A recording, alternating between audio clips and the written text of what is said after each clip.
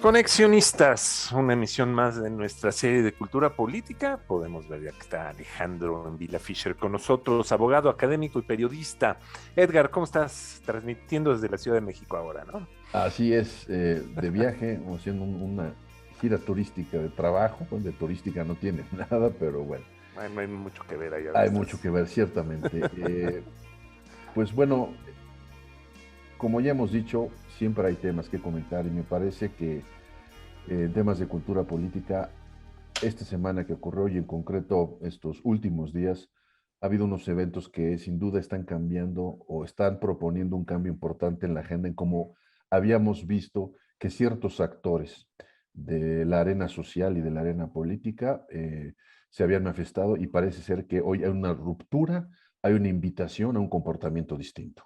Alejandro, gracias otra vez por acompañarnos. Creo que fuera de micrófonos estabas comentando un par de temas que me parece que pueden marcar el rumbo de lo que está pasando porque puede haber un parteaguas de acuerdo a lo que estabas comentando. Cuéntanos, Alejandro, ¿qué fue lo que viste? A ver, Armando, Edgar, muy buenas tardes a los amigos del auditorio.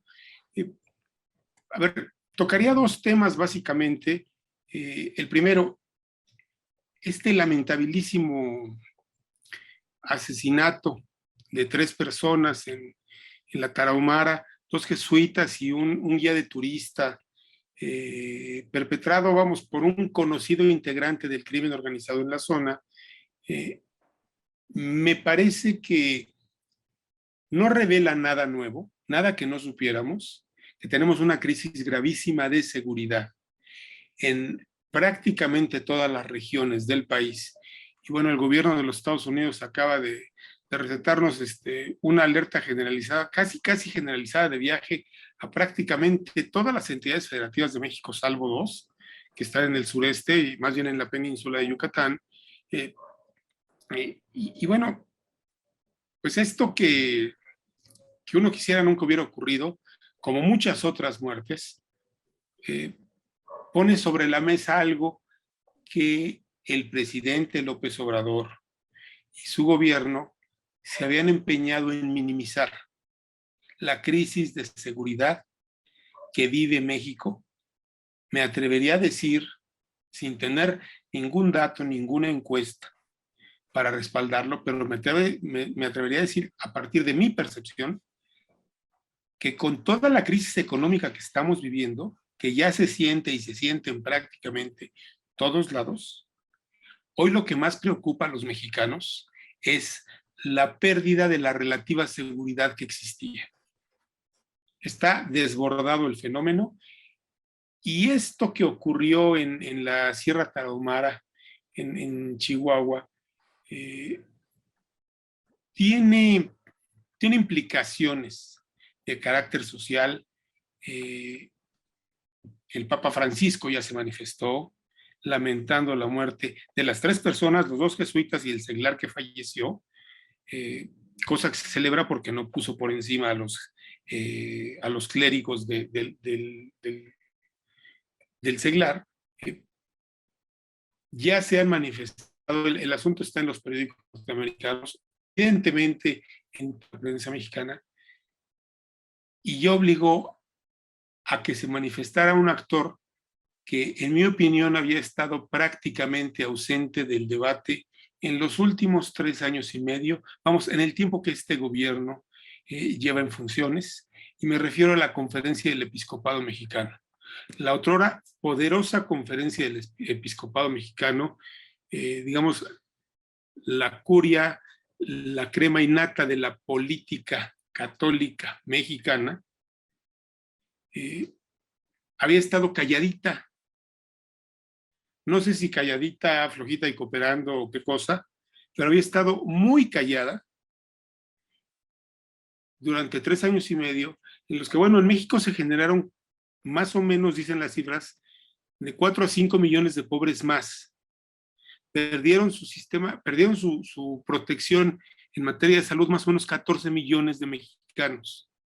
Vivimos una crisis económica, política, social y de seguridad sin precedentes, y la Iglesia Católica, un actor importante en un país que todavía es mayoritariamente católico, a lo mejor no mayoritariamente practicante, habría que verlo, no tengo los datos, pero todavía es mayoritariamente católico, estaba muy callada. Creo que esto que ocurrió ya obligó a una manifestación de la conferencia, pero creo que tiene que obligar a la Iglesia Católica a entrar a un debate y a una discusión política que, en mi opinión, venía rehuyendo. Y la venía rehuyendo por una razón muy específica. Repito, es mi opinión. La Iglesia Católica en el mundo pasa por su peor momento, por el peor momento quizá de su historia. Este mundo hiperconectado, globalizado, donde lo que ocurre en Chile se sabe en México en cuestión de minutos, y lo que ocurre en Rusia se sabe en Santiago de Chile también en cuestión de minutos, nos llevó a darnos cuenta de que pues en la iglesia, y no solo en la iglesia, pero también en la iglesia, existía una red de abusos sexuales contra mujeres y contra niños, básicamente. Este fenómeno de la pederastia, pederastia eclesiástica, que vamos, no ocurre solo en la iglesia, estamos hablando de la iglesia, los desmadejó en el mundo. Provocó desde la renuncia de un papa, cosa inusitada, porque además es un papa, Ratzinger, que finalmente fue encubridor de todo este fenómeno que se desarrolló a lo largo del papado de Juan Pablo II, de Wojtyla. Y bueno, pues Ratzinger fue el encubridor de eso, acabó renunciando, llegó un papa nuevo con otra formación, otros aires, y por más que ha querido hacer cosas, lo cierto es que Francisco no ha podido levantar a la Iglesia Católica. La crisis que vive en el mundo es tremenda. México no es el país donde peor le está pasando, creo que por ahí anda Chile, mucho peor, perdiendo abiertamente feligresía. Pero bueno, en los Estados Unidos, vamos, los dos grandes polos de la pederastia eclesiástica que se descubrieron son Boston y México. México, por la vía de este sacerdote michoacano, Marcial Maciel, fundador de una orden religiosa poderosísima en tiempos, bueno, todavía es poderosa, pero poderosísima en tiempos de Juan Pablo II. Y bueno, Boston, donde sabemos, en Estados Unidos la Iglesia Católica ha pagado indemnizaciones multimillonarias para tratar de detener el escándalo. El hecho es que, en mi opinión, esa es la razón principal por la que la Iglesia se retrajo, se cayó, dejó de participar en política, dejó de opinar, siendo un actor fundamental en la vida política de México, no en los últimos años, en toda la historia de México. A veces encubierta y últimamente, en los últimos 25 o 30 años, abiertamente. Y además es curioso, en mi opinión, porque hoy tenemos un presidente que es abiertamente cristiano, no católico, que se la pasa citando el Nuevo Testamento y haciendo referencias a Jesús, violando el Estado de laico, un día sí y otro también en sus conferencias de prensa. Y la iglesia mayoritaria en México callada, ahora sí que como momia. Creo que este lamentable golpe de la delincuencia pues pone a la iglesia en una disyuntiva que no debe ser nada cómoda, y me alegro que no les sea cómoda, porque tendrán que definirse. O alzan la voz y se ponen a hablar de las cosas que hoy le están afectando a los mexicanos, y la seguridad es una de ellas. Insisto, creo que la más importante para los mexicanos en este momento. O de plano ya apagan la luz, cierran la puerta, ¿no? Y se dejan desfondar, que es lo que creo que les ha venido ocurriendo. Y entiendo que, y muchos que saben mucho más que yo del tema religioso, creo que una de las primeras cosas que me dirían es: la Iglesia Católica nunca actúa en medio de una crisis, siempre espera que las aguas pasen porque su política es milenaria y entonces toma posición. A ver, pues a lo mejor hacen eso, ¿no? Creo que si lo hacen, las aguas van a pasar y su feligresía va a acabar en otro lado. Porque lo que le ha ocurrido es un auténtico desfonde. Entiendo que México no es el país donde más feligreses han perdido, pero aquí han perdido muchos. Y creo que su silencio, no solo el tema de la pederastia, su silencio también está provocando que su crisis se agudice. Yo, ahí, Alejandro, tengo varios apuntes de lo que estás reflexionando. Primero, en términos del cuerpo de la iglesia, como tú dices, no estoy tan seguro de que haya un impacto directo a la feligresía en términos de si no hay una postura más allá del panfleto de comunicación, más allá del comunicado de prensa, más allá del tuiteo, sino una acción concreta, porque, y con esto quiero pasar a la segunda parte, porque la reacción de su feligresía, de buena parte de esta feligresía conservadora, fue muy rabiosa.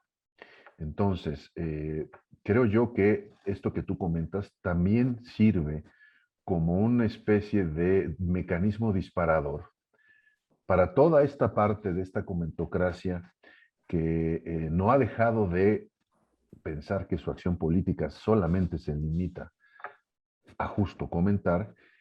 Y ya he visto en varios grupos y conversatorios en los que estoy presente o amigos míos que están presentes, en que están pensando en decisiones para hacer una manifestación, una movilización y acciones más allá de comentar. Entonces creo que si la iglesia como tal no hace algo, es posible que su feligresía, sí, porque ya está tomando cartas en el asunto. Y creo que ahí también podemos ver un fenómeno interesante.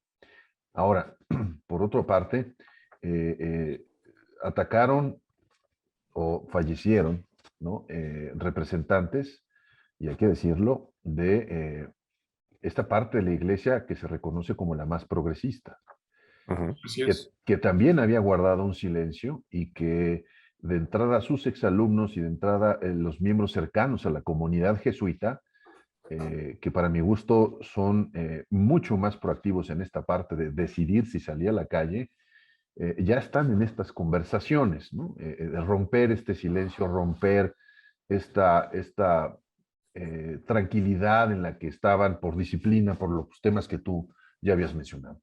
Entonces creo que aquí hay un efecto también adicional a tomar en cuenta, ¿no? Porque no solamente es la institución de la iglesia, no solamente es la jerarquía católica, sino también estamos hablando, para mi gusto, de un tema que es transversal, porque hablamos de una jerarquía empresarial, porque hablamos de grupos de poder económicos absolutamente familiarizados, identificados con la Iglesia Católica, que defendieron a ultranza el silencio, y lo siguen defendiendo aún, el silencio de Karl Wojtyla y de Karl Ratzinger, y que en este momento están viendo cómo esos otros miembros de la feligresía, las clases medias, que en este caso están siendo las más combativas, pero sobre todo también esta feligresía de esta, entre comillas, base social a la que el presidente López Obrador de repente se refiere como el pobre, porque ahí también llega, y si alguien tiene presencia en esas comunidades, pues es la Iglesia Católica. Entonces, creo que este efecto también de lo que estás comentando habría que medirlo, porque lo que habría que ver, para cerrar mi comentario, es si esto es suficiente para terminar de activar esta parte de la oposición que se mantiene incolora, insabora, no presente, como ya lo has comentado en varias ocasiones. Mira, no podría estar más de acuerdo. Por supuesto, no podría, esto no funciona si se queda al nivel de comunicado de la Conferencia del Episcopado Mexicano. La participación de la iglesia y alzar la voz, la fuerza de la iglesia, la fuerza política de la iglesia, está en el púlpito, está en lo que diga el sacerdote que oficia misa, está en ese sermón. en lo que escuchan sus feligreses que van al oficio, que van el domingo o el día que sea a escuchar este sermón. Vamos, el sacerdote de la iglesia no es parte de la élite de la iglesia católica.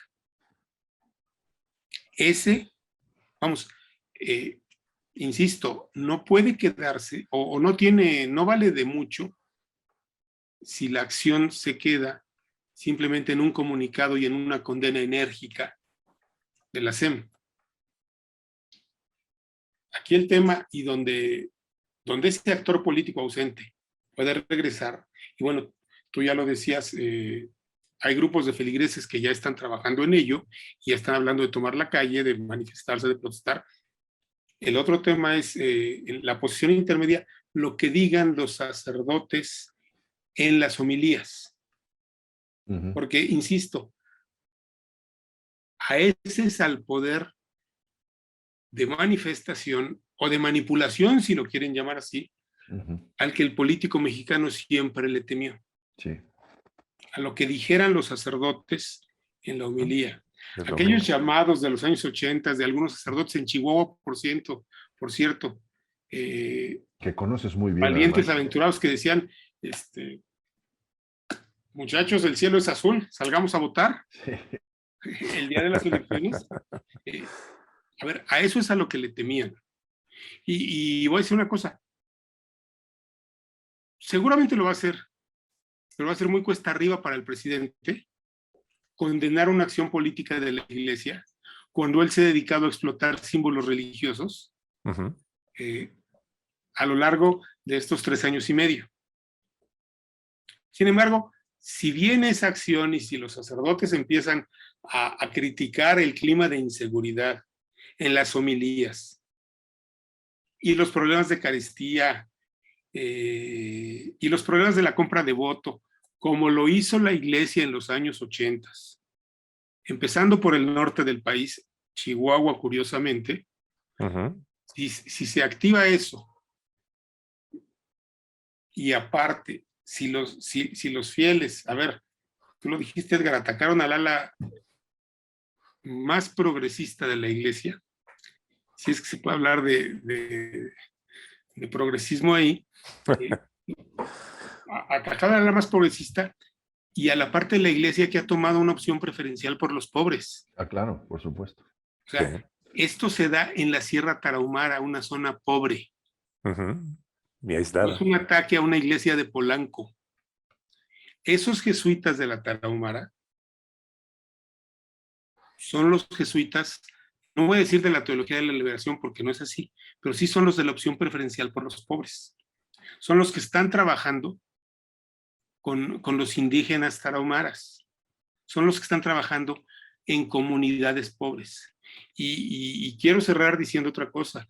Hoy escuché algunas entrevistas de jesuitas hablando y condenando el hecho y reclamando por el hecho. Me llamó particularmente la atención lo que decía alguno. Dice, a ver, llevamos un año esperando a que la gobernadora Maru Campos de Chihuahua, panista,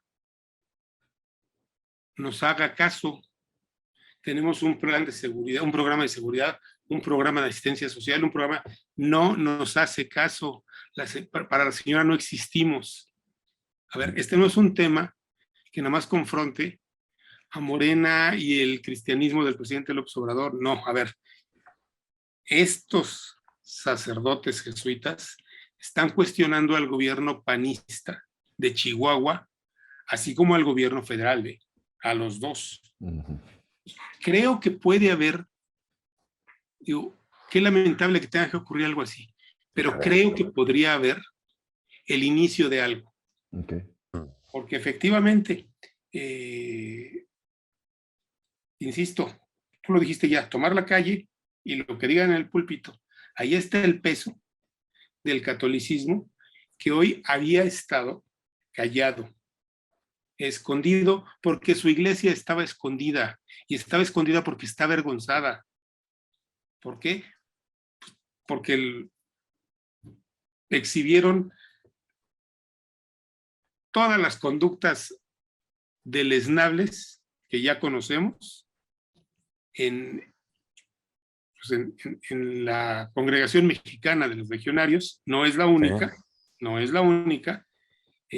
Y además, el tema de la pederastia tampoco se da exclusivamente entre los legionarios. También hay casos de pederastia con sacerdotes diocesanos. O sea, esto no es exclusivo de ellos. Claro. Pero eso los amordazó. Entonces, Claro. vamos a ver. Creo que ese es algo importante. Vamos a ver qué pasa con este asunto. Creo que hay que seguirle la pista. Seguro. Magnífico. Oye, cambiando de tema, vámonos a la segunda parte de lo que habíamos acordado, ¿no? Corcholatas, la feria de las corcholatas, dicen por ahí. La feria de la corcholata está mejor que nunca, ¿eh? Derrochando carisma en redes muy sociales. interesante. Derrochando carisma en redes sociales, ¿cómo los ves? Derrochando carisma en redes sociales. Decía un amigo de Edgar Rodríguez, algunos son tan carismáticos que son capaces de dormir a un camello en el desierto, ¿no? O de secar un árbol. Oye, están tocando la guitarra, nos están enseñando el paisaje de sus oficinas. Está muy bonito. No, bueno. A ver, ¿qué creo? Ajá. No sé ustedes qué opinen, pero bueno, primero, este ambiente de sucesión adelantada ya no lo detiene nadie. Sí, no. Porque más lo impulsó el presidente. No queda todavía perfectamente claro por qué lo impulsó. Quizá porque él funciona mejor en modo campaña. Aunque eso le va a costar. ¿Qué le va a costar a él? Pérdida adelantada de poder. Claro. Porque ya habíamos platicado de las expectativas de todo político. Todo político es fiel al presidente hasta que el presidente es otro, o hasta que el presidente deja de mandar. ¿Sí? En el momento que un presidente abre su sucesión, empieza a perder poder. ¿Por qué? Porque los polos de poder están en los posibles, o empiezan a aglutinarse alrededor de los posibles. Claro, ya movió el gallinero. Ya movió el gallinero, ya se dio un poco. Esto ya no lo para, creo que nadie. Y la otra, a mí me parece, todo el mundo, mucha gente, no todo el mundo, perdón, mucha gente opina que es el dedo del presidente López Obrador el que va a determinar el futuro político del país. Primero vamos a ver si gana la elección su candidato, y luego vamos a ver cómo elige a su candidato. Yo creo que sí, él es el gran elector y va a tomar la decisión, pero creo que tendrá que tomarla en una lección de realpolitik que la vida le va a dar, como se le ha dado a todos los presidentes priistas cuando ejercían esta prerrogativa. Y bueno, los panistas hicieron lo propio, ¿no? Allá Fox no le salió porque Calderón le ganó a Krill, pero el candidato de Fox era Krill. Nada más que no entendió que en ese momento en el PAN las cosas se hacían de otra manera. Creo que la realidad va a obligar al presidente a tomar una decisión no solo por simpatía. Vamos, si el tema fuera solo la simpatía, pues yo creería que Claudia Sheinbaum tiene asegurada la candidatura. Pero creo que la sobrevivencia política acaba pesando y la seguridad personal acaban pesando más que la simpatía. El presidente tiene que lanzar un candidato o una candidata ganador o ganadora. ¿Por qué? Porque la victoria no es segura.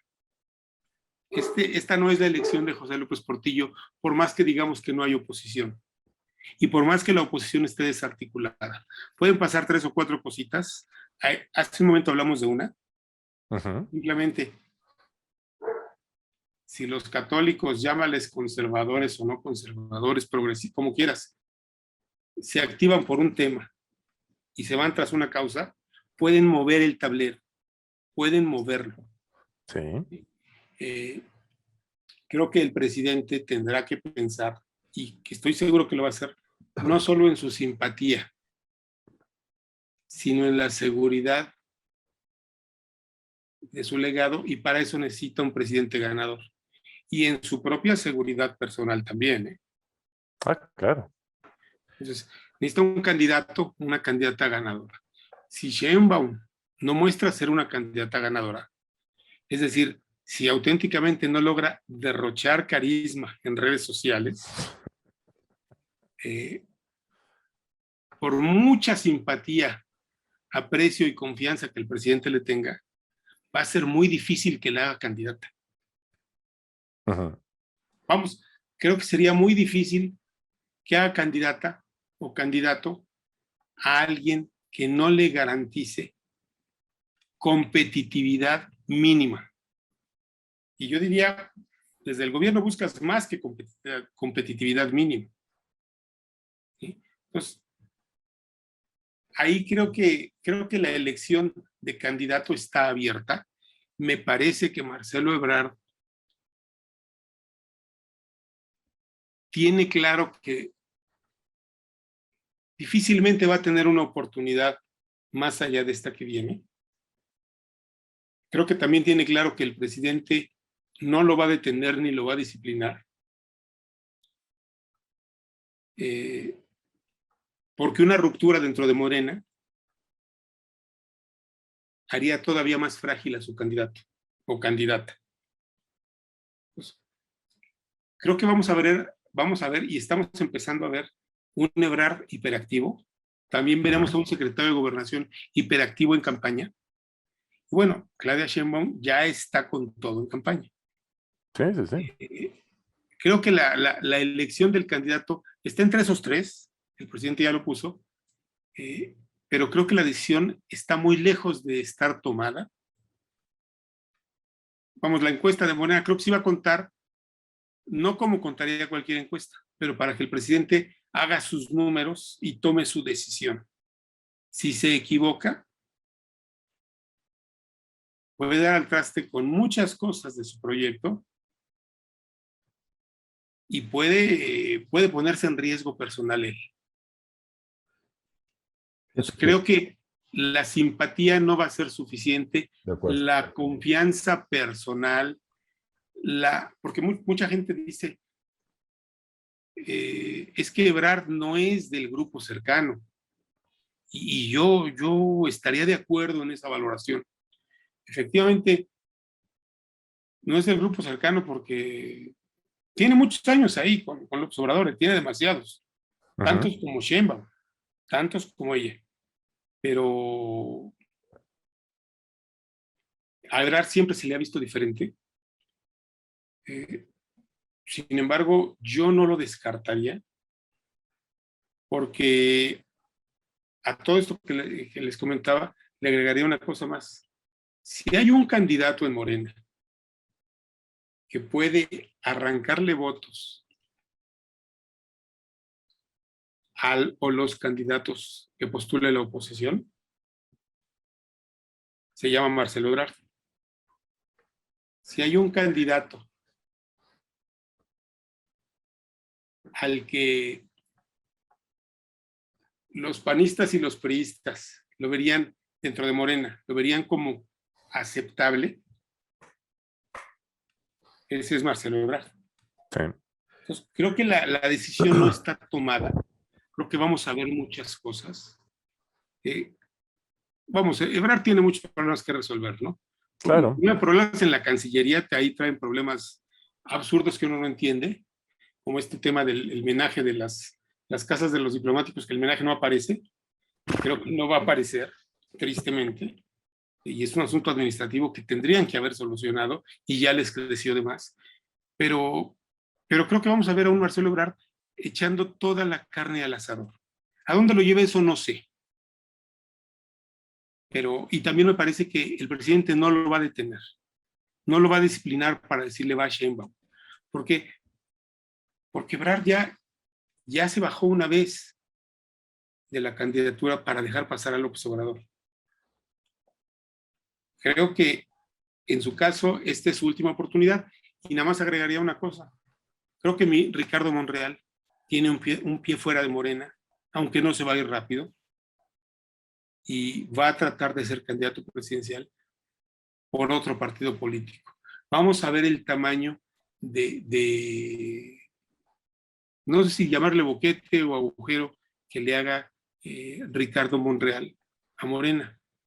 Hay quien lo menosprecia, dice no tiene suficiente fuerza. Pues no tiene suficiente fuerza, pero con una candidata suya la alianza PRI-PAN-PRD les ganó la alcaldía Cuauhtémoc, la alcaldía más importante en términos económicos de la Ciudad de México. Entonces, yo tampoco menospreciaría la capacidad divisora y de operación de un hombre como Ricardo Monreal Ávila.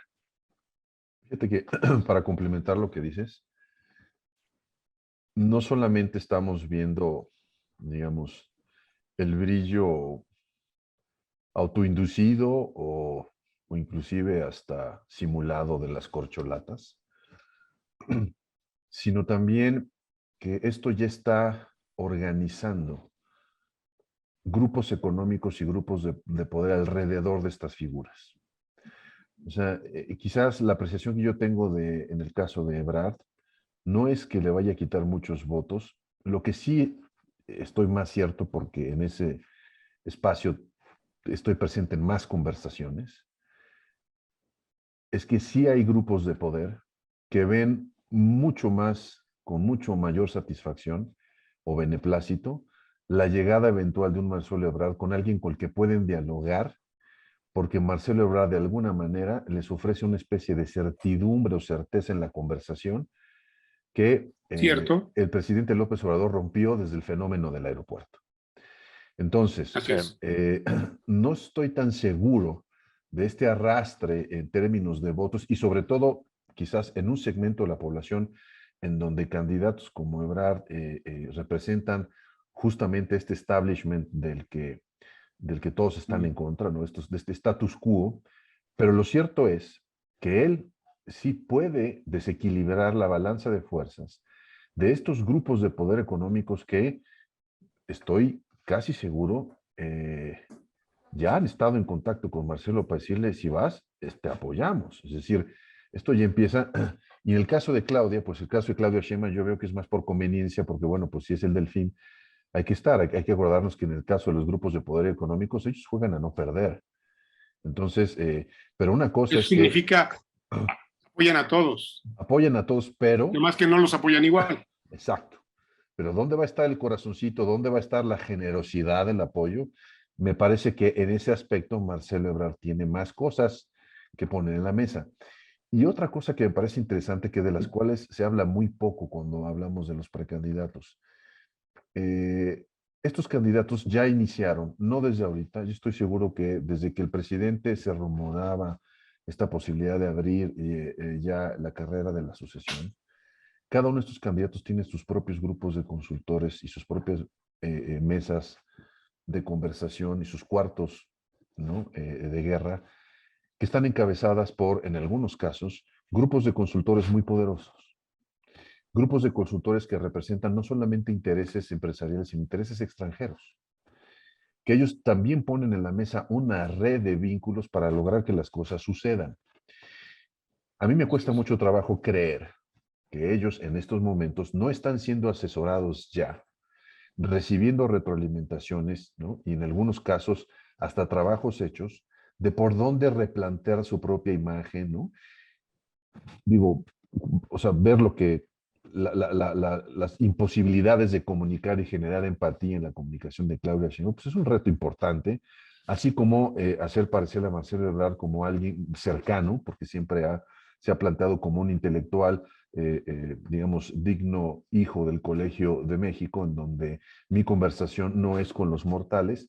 Esos retos en el momento de lo que estamos viendo, esta exhibición del corcholatas de la que hablaba Armando, yo quizás, ¿no? Me meto las manos al fuego, ninguna de esas cosas ha pasado solamente por los equipos cercanos o de los aparatos de estas personas.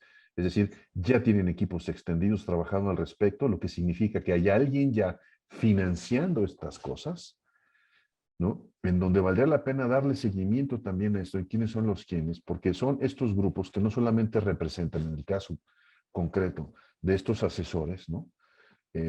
Porque detrás de ellos, estos asesores, en algunos casos, o en la gran mayoría, cobran, y estos trabajos no van a ser pro bono. Ya están cerca. Ellos ya representan intereses, y esta es una idea más que nos da pista de quiénes son, ¿no? Estos grupos que están detrás de cada candidato, saber los nombres de estos asesores en comunicación, de estos spin doctors, como de repente se autonominan, también nos va a dar idea de cómo están estas apuestas y cómo se están manejando las cosas. Entonces, cierro mi comentario diciendo que efectivamente, si esto no lo detiene nadie, pero también hay estos grupos de intereses que ya están alineándose y no solamente es un tema de disputa por el voto, sino disputa por los recursos para generar apoyos. No, sin duda, ¿no? No podemos perder de vista, que guste o no, la construcción de una candidatura requiere de estructuras, de redes, de simpatías, de imagen y de mucho, pero mucho dinero. Sí. Hay que ver dónde se alinea el dinero, porque eso no solo también cuenta, es una de las cosas que más cuenta.